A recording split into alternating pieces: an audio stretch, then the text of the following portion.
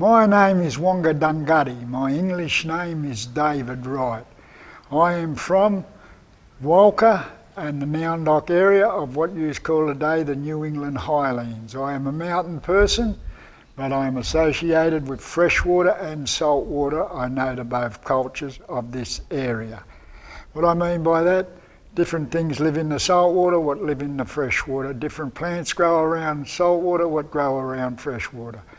But from where I come from and what I've been taught by my family, through the freshwater running down into the saltwater, they've taught me the two cultures. Now the people on this side of the mountain, the east side of the mountain, are all mostly saltwater people. Where you go over the mountains, they're all freshwater people. People eat different things in different areas where they grow. So if I learn everything here, that doesn't necessarily say I'm going to be safe if I go over the other side of the mountains. Things that grow in the ground have different properties put into them from the poisons which we have in this country in the ground. They're just naturally there by Mother Nature. We have learned to extract these poisons and to make them eatable and make them sustainable to live on.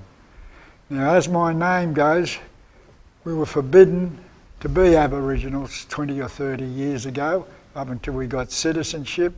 So I never ever used my Aboriginal name, only since we've been allowed to do this. This area here, Oatley Park, this is Biddigal country. This is what it was 200 years ago, and the elders used to meet here because this is where two rivers met together. The people from the south family groups, the people from the north and the people from the west would all migrate into this area. This had a permanent family here of probably 75 people of a clan that lived here. This is why along this river here and all around here were big mittens. They were shell heaps. When the Aboriginals were eating all their shell food, they just didn't chuck them everywhere. They chucked them into big heaps. When the white man got here, he needed building supplies. Best way to get lime was to burn the she shells. He burnt them all around here. There was lime factories here. They were burning she shells to turn it into lime. This is how this place became Lime Kill Bay. The white man's progress for getting these building materials from here. All of these mittens have disappeared. Mittens ain't actually sacred, not unless someone is actually buried in them. But then again, most people around here, from what I can gather, were buried in a fertile division facing east, facing west, and most of them were buried along the coast. I myself, in my tradition of dying, we are cremated ourselves. But here they were actually buried. Every clan had a different way of disposing of bodies. Some were burnt, some were buried, some were put into hollows in trees, all different sorts of things like that. This park is special to me because the way they've preserved it. They've preserved it in its original state and left all of the original plants and animals here. Well, I know that there's no kangaroos or wallabies here. Well, like, it's common sense to understand that, but I don't even know if there's snakes here. But the plants that are what they have left growing here, they've left the real ones in. They haven't put English plants in, and this is what makes it so special to me. In the biggest city in Australia, this plant has everything in it for the East Coast Aboriginal to do educational experiences on it. And I really thank the guys that look after this park for doing that. This is why it's so special. This is a cherry tree. This is the native cherry tree. It's a fruit tree. It has little cherries on it about that big. Come out green and they grow outside the shell and they'll turn bright red. You can eat these things as lollies and the kids use them as snack food. But what's important about this tree, like I said to you before, we have the most venomous snakes in the world here. And you can't suck the poison out of snakes, it's a silly idea. But this is the only cure, what I've been shown, that'll withdraw the snake bite, the poison out of your leg. You take the bark off the tree where it first meets the wood, this black bark. You heat that up, apply it as a poultice to your leg, tie it on, and this is what sucks the poison out. If you try to suck the poison out with your mouth, the poison goes in through the pores of your skin and kills you that way. So this tree is the only one known to be able to do this by bringing it out. Plus you can eat the little cherries that's on it. So this tree was very important for snake bites. This is used from the coast right up until the top of the mountain where this tree grows. Native cherry tree. This is an along, better known to the English as appleberry. This is the appleberry just starting to form. It will grow to about that big. And then if you pick it off the tree and eat it, it'll make you very sick. You got to wait till it drops on the ground and it'll turn the colour of the leaves. You pick it up then and eat it and it looks exactly the same as kiwi fruit inside it. So this is what we call the along, or better known as the appleberry. I want to bring this plant along just to show you how it is easy to confuse you. If you was to eat this plant, it'd kill you. But I'll show you a plant similar to this. You eat it and it'll cure you.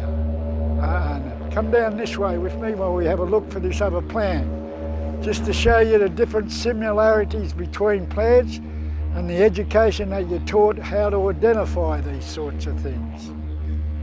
This tree is called a geebong. Geebong? Not a geebong, a geebong. This here's got spiny needles on it. It's called a pine leaf geebong. These flowers will turn into berries after the flower dies and they'll look like bunches of grapes. If you pick them off the tree and eat them, they'll make you sick. You've got to wait till they fall on the ground and they'll go a paler green, and you pick them up, they're soft, pop them, the fruit flies out of the skin straight into your mouth and you just suck them and suck the flesh off them. This other plant here, this is just here growing, this other plant here are the same plant. These young red leaves will turn into the bigger leaves. If I was to chew this red leaf, if I had a sore throat, I would chew it. Munch it all up, gurgle with water and spit it out. For curing sore throats. This plant here, the big green leaf of it, is called sarsaparilla. That's the name of this vine here. Other vines in the bush look very similar to it. If I was to eat this one, it looks very similar to this one. This one would kill me, this one would cure me. So this is how we identify the plants with the children, by the shapes and what lines they got in. In this one, it has 3 lines, 1, 2, 3. This one, it has 3 lines too, but it hasn't got the same texture as this plant. Plus it's got a pointier tip. This one will cure any pain in your belly. This is what it's used for. You just bite into it and suck the juice out of it. The juice is the medicine. This today, they reckon it might cure cancer in some degrees. I'm going to try it out. So if I live to be another 3 years, I say the plant works. True. And so this is our sarsaparilla plant. Today it's made into cordial, what the kids buy from the shops, or you can buy from the supermarkets as a drink to drink. It's got all the stuff taken out of it. It was used by the Australians in this country as a cure-all until we told them about the side effects. It has little green berries on it. Kids are not allowed to touch the berries. The berries will turn purple to black. When they're that colour, they're very, very sweet. But if you eat them, they'll send you sterile. So only the elders can eat this because we're over this sort of business. And they're very good for bronchial complaints in the elderly.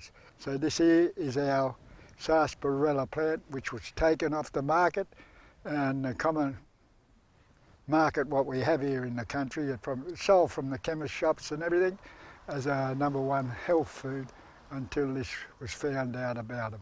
Aboriginals have known this for thousands of years. This is another fruit tree. This is called a broadleaf geebung. It'll have berries on it about that round. They're singular all over the tree, where the pine needle geebung has multi-fruits like grapes. These here, if you pick them off the tree and eat them, they'll make you sick. You've got to wait till all geebungs drop on the ground, pick them up off the ground, they're soft, squeeze them into your mouth. The bark on this tree can be pulled into very fine sheets of it. This was used for burns. Kids fall in fires at night or roll in the fire. This would be applied over the wound as a imitation skin. It's got properties in there that will heal these burns. I don't know the proper medical term for them, but this is what they use. Then this can be used as a fish bait, crunched up like that and sprinkled over the water, and it will attract the fish to the surface, and this is what we use it for. So this is our pine needle geebung, very, very useful tree here in the bush. This is an angophora tree. This is not a eucalyptus tree, it's just a plain gum tree. I call this, because of the smooth bark on it, a girl's tree. This is what I tell all the kids. See them big lumps up the top there? That's the only sort of utility we had for our kitchen. We would chop them off. The women would holler them out, and that would just make up our bowls. That's all we had. We had no pots or pans, plates, knives or forks or anything like that. The women would cut the bark off this tree and make it into a coolerman too. Make it into carrying bags, things like that. Soft wood, soft tree. The Europeans today call it Sydney red gum because it changes different colours reds when it rains. Beautiful looking tree, but it's no good for commercial use. It's far too knotty for that. And this has been the most popular tree left here in this area. This big tree here is called a she-oak. All them little nuts you can see on it. Can't eat these, but the girls would use these for decorations. Pull them off the tree, paint them different colours in the ochre, and they would braid them through their hair. Casuarina tree or English she-oak. Now these are eatable flowers too. You pull them off, break off the end of it,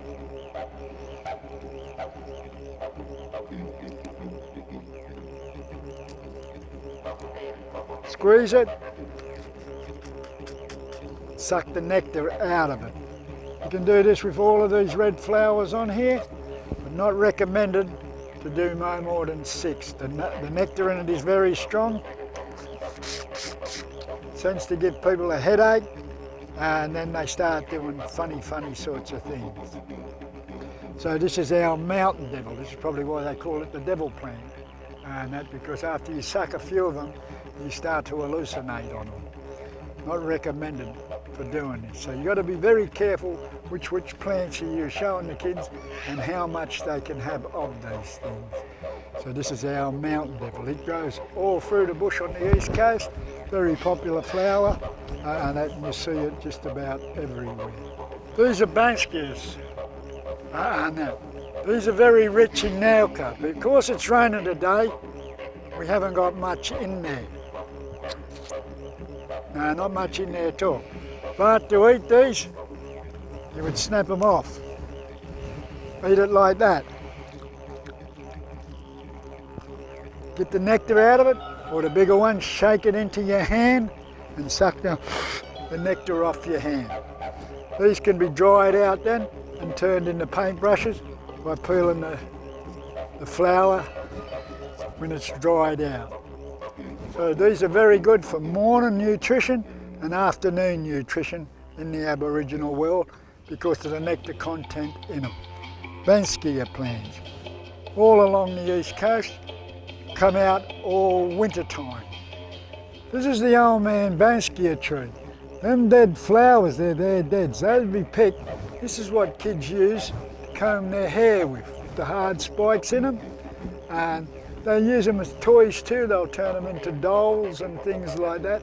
But this one is the sweetest of all the nectar plants here in the bush. Cut him off when he's ripe. Put your fingers down the side first before you cut him. See how much nectar is in him? Break him off the tree, shake all the nectar into your hands or bite it out. This is the best one of the lot, the old man Banksia. Joseph Banks called it that name because after his dad, I think, because the skin is all grey and wrinkly on it.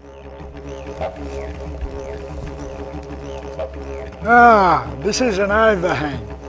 There's overhangs cropped out, and this is where Aboriginal people lived for hundreds, thousands of years under these things. Now this was a permanent campsite. They didn't leave here, they lived here all year round. Fishing straight out of the river, and the bush plants what we've seen running along.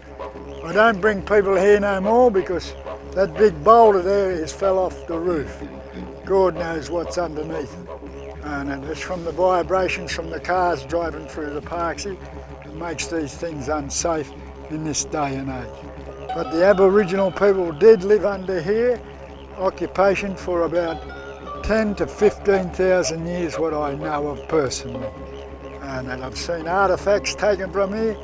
It's been carbon dated back to that time and the fires that were in here. So this was a permanent campsite, and these are the typical campsites what you will find around Sydney. Not in caves, but in big overhangs. This big tree here in front of me is called a bloodwood eucalyptus tree. These are medicine trees. All the leaves on this are eucalyptus. Very good for inhaling, very good for rubbing onto the body. But the sap in this tree has got very special properties in it. When we weave up our fishing lines, plait them together, our baskets, we get the sap of this bloodwood, put it in a bowl, and it turns to a dye. Round our lines right through it, and it waterproofs them and gives them extra strength. We use this tree too for tanning our hides when we wear our hides in the winter time.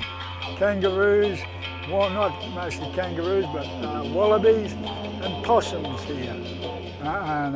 So they would tan the hides from the saps of this tree, mix it with black wattle, and this is how they would tan it.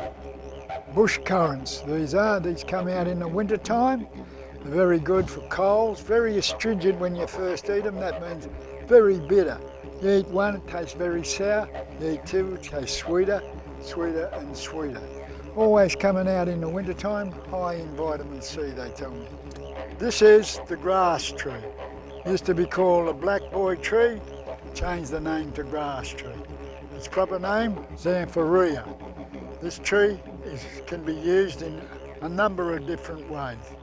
The big long spike, it comes up. When that dies off, or we break it down, that becomes a fishing spear.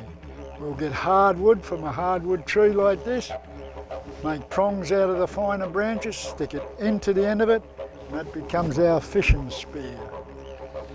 When the top of it is in flower, it'll have little white flowers on it. That tells you there's a heap of nectar in there. You can just get them and bite them to eat the quantity of nectar out of it, or run it all over your hands. Very sweet. The seeds then will crack, and that'll be the end of that. Down here, when the storm starts to blow, you can see the little white shoots on the top. They're green now, but if you were to pull them apart, they are white. they can be eaten, they taste like asparagus. The rest of the trunk, it's got sap in it. We kill the tree, the sap dries up into a crystal form of bright red. We get the crystals out, put a hot stick on them from a fire, melts it, and it turns it into a glue for us. And this is a very, very strong glue, and it's waterproof. The leaves are dried out like this, and these can be plaited or weaved into baskets, into fish traps, whatever you want to do with them. It's a very flexible sort of a plant, our grass tree. This here is a bracken fern. This here plant is used for all insect bites. What you do is get the young leaves off it, screw it up, and the juice is the medicine. If anything bites you with 6 legs on it, rub the medicine into you and it will relieve the pain or take the edge off the pain simultaneously, just like that. So this is the bracken fern. It's good when the plants are young. We'll snap the stem of it just to get the juice out. The juice will, remember, cure any insect bite going. Just rub the juice onto the bite. That's all you have to do. This one here, this is the cycad plant, better known as the burrow one. Now this is a poisonous plant. Inside this plant, in the middle of it, will grow these stems. They'll have seeds on it when they're in full growth, and they'll fit into the stem like that. They'll have about 30 or 40 of these seeds on each stem. But they're poisonous, so the people will pick them and they will hit them with a stick to break them a little bit, then put them into running water for up to a month to leach the poisons out of it. Then they roast them, crush them up into flour to make bread out of, to make cakes out of, to make things out of that, and a lasting food for the really bad time. This one is the lomandra plant. It'll have big green seeds on it. You pick them, roast them on the fire, and you can eat them raw. Very good to eat. Grows all year round. When you dry the seeds out, this is what they look like, rice crystals. When they're in the green form or in the yellow form, when you pick them and dry them out, they can be crushed then into a flour base. This is what they're used for. Now, as you can see around here, as you've been filming them, all of this is salt water. No fresh water here, so the Aboriginals chew on this plant. And they'll chew on it, they don't swallow it. And this will last them all day till they find water, fresh water what they can drink. In the meantime, they can't find fresh water because it's all salty. They chew this plant and this is what they use for it. Plus, they want to sleep, they'll weave these plants into a mat. And they'll put another fern under it, which is not around here. I can't see any here, the salt water. We have to get over the back of the creek where the fresh water is, and it's another fern called a coral fern, and it gives out an odour where no bugs will come to you while you're asleep on this. This can be woven into any sort of material what you like, this plant. Very, very useful, and it's an evergreen, and it never dies off. Very drought tolerant and everything. This is the most plant you see growing around the city today by all the councils.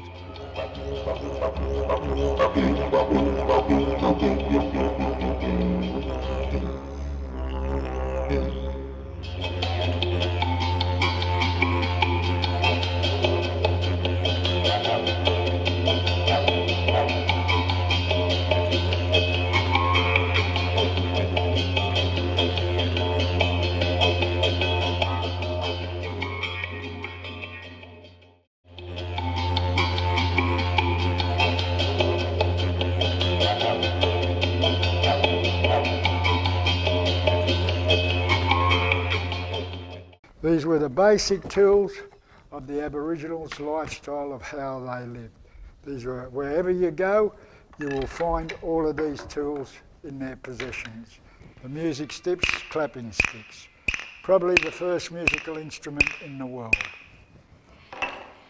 This is a shield. Now that we never had wars with other families, but we did have domestic arguments with them, and these were for protection, if in case she was getting hit in the head with one of these.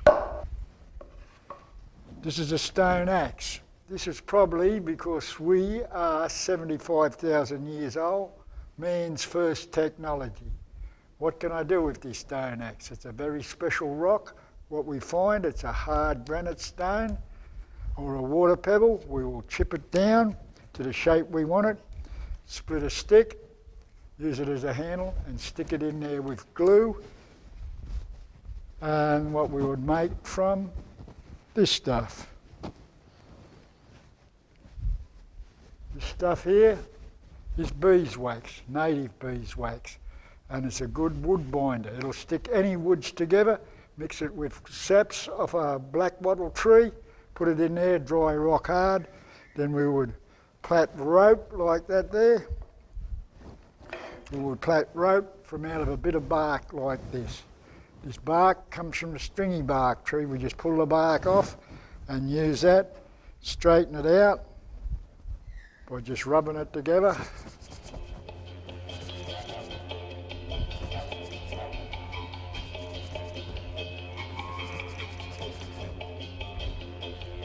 This is a bundi. They come in all different shapes and sizes. Mostly they're knobs of trees pulled out of the ground, the saplings. The root system is cut away and that becomes the knob on it as a bundi, as a throwing stick and a hunting stick. These are the returning boomerangs. They didn't use them much here because the bush is far too thick for them. These are specially marked like that, flat with a curved side, and in here you have the flight marks, just like on an aeroplane. So you have to be pretty smart to get these flight marks properly there, just there, just there. The boomerang is held, the flat side to the palm of your hand and thrown into the wind, same as an aeroplane. If I was to put a motor on that, that would fly exactly the same as an aeroplane. Make a fire. You get a softwood, you get a hardwood. Put the softwood on the ground, get the hardwood, stick it into it and commence to spin at great speeds. That will heat up and start smoking after a while. You have to be very good at this, but when you do this every day of the week, all your life you become an expert at it. As you can see there, that's heated up very hot. If I was to keep going, it'd start smoking. These here things are called woomras. These are the launchers of spears. This here is a killing spear. It's got a rock in there that's been chipped down out of hard granite, polished up on the sandstone. We grind everything on the sandstones with the water and this gives it its final shape after we've chipped it down. Put a barb in there, it's fastened in there with glue. These are saplings out of the ground. Pull them up. If they're crooked, we will cut them just there, cut the crookedness out of it and rejoin the spear. Each one of these spears, a traditional one, would stand 13 feet high or 3.5 metres. The woomera is placed onto the top of it, like that. You hold it down like that. You lift up that finger, turn it around and grab it, pick the spear up, fully loaded. Then you let it go. And this is how they're pelted through the air. A message stick was like a passport. When you went onto other people's land, which was forbidden, the elders would give you a passport.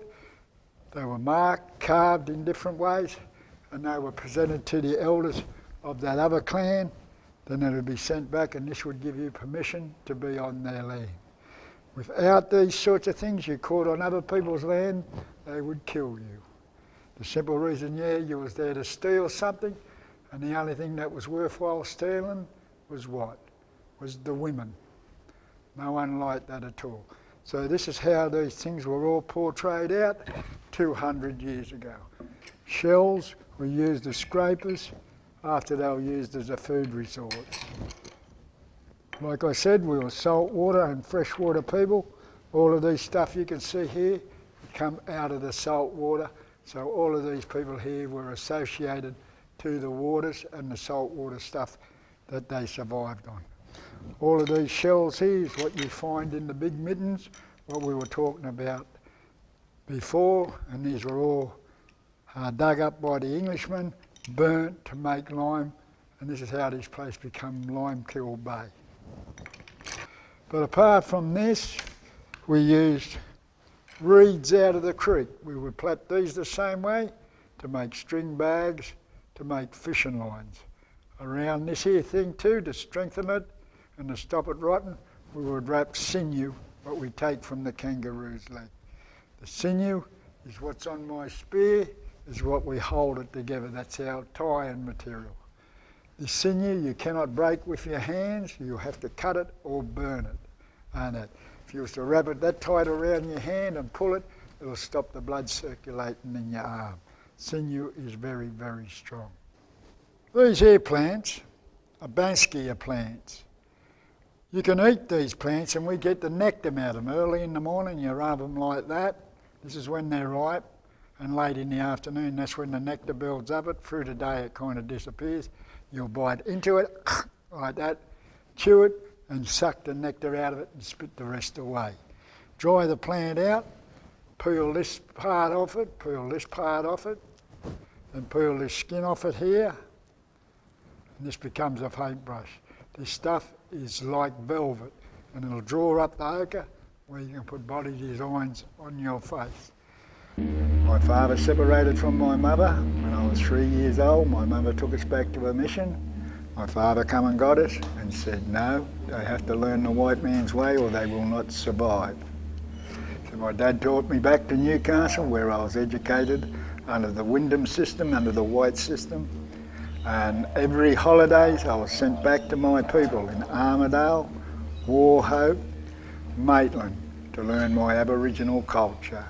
And my elder in these families, who were all sisters to my brother, to my father, taught me through their kids my Aboriginal culture, and here we are today. I have been initiated, but I have not been scarred. I was initiated at a place called Wauchope by my Uncle Ernie, that's my dad's brother-in-law, where I was sat down on my father's shoulder and my front teeth were knocked out. And in the Aboriginal world, you're only taught by how mature you are in the head. So, some things I was not told. I am in my 60s now. Some things I weren't told till I was in my 45s and 50s. The vital parts of living in the Aboriginal world and what the medicine plants can actually do for you. I went to school just like you did. I went to transition. They call it preschool today. I went to primary school, I went to high school, I went to TAFE, I went to university. But all in the meantime, I was taught my Aboriginal culture and that became very valuable to me as I got older. And they're just things I've remembered from what I've been told as a young person, playing in the bush and how to look after yourself. And I've been taught everything about the fresh water, from quicksands into the river, to the rubies, to the sapphires, to the diamonds, which were all evil things by my elders and said not to ever touch them. Today they've all been mined, these things, and there's hardly any of them all left in the world. Most of my education was about the bush, how you can live on things in the bush. But me as a kid growing up, I thought it was a game. Today it was very valuable information. So this is how I got to it. Got my highest skill certificate at the age of 40, and from there done a 3-year course at university doing community development for the community, and then become a national guide for the Parks and Wildlife Service of New South Wales. In that time I've taught over 200,000 children. I feed them bush tuckers and food and I have not lost one of them yet. Aboriginal people, who are we? We are the direct descendants of the Neolithical man, when the human form changed 40,000 years ago. You're modern day man, I'm ancient prehistoric man. This is how the anthropologists put it. But we as an Aboriginal, we are the oldest living culture in the world. Our history goes back at least 75,000 years ago, longer than anyone else, and we're still at it.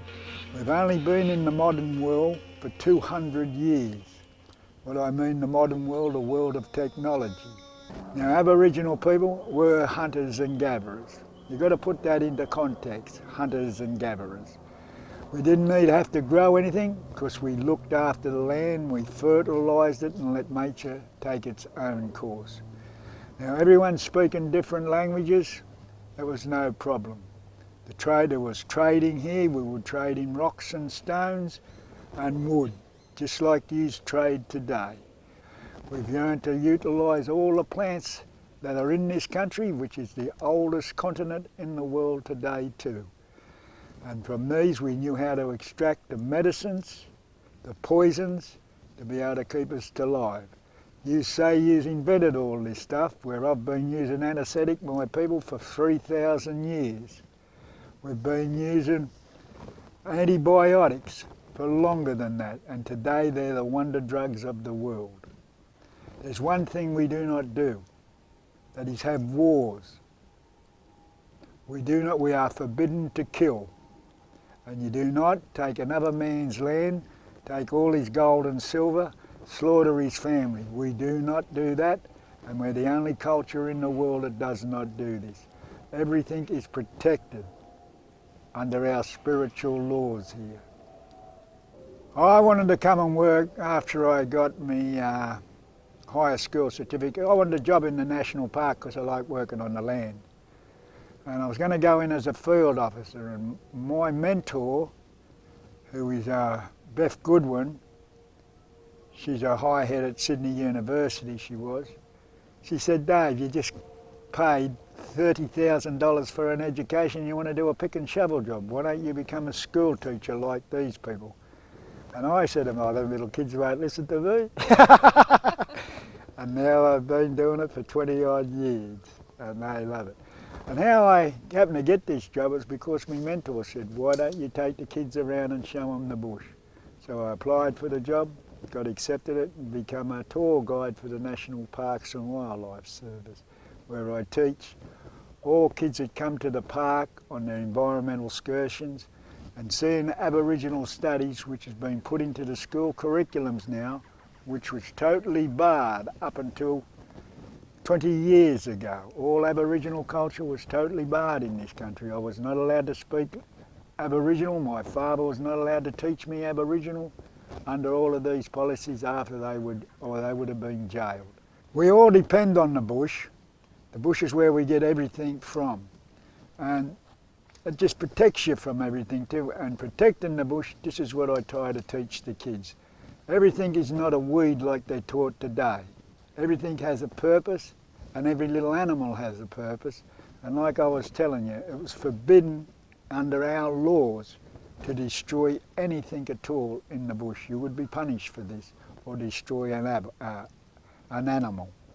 I see the death rate of animals, the bush in this country, and it's very, very shocking. Everyone complains about climate change. Do you know what makes it rain? The trees. You chop down the trees and there's no rain. There's no rain in the desert, there's no trees. Have a look at the rainforest. You've got heaps of trees, you've got heaps of rain.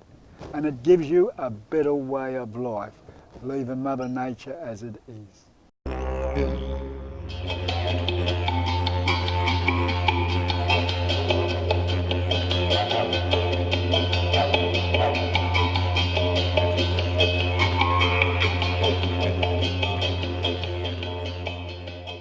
Now here in Australia, there's over 500 different families. We call them clans. They're not tribes. They're run by the elders.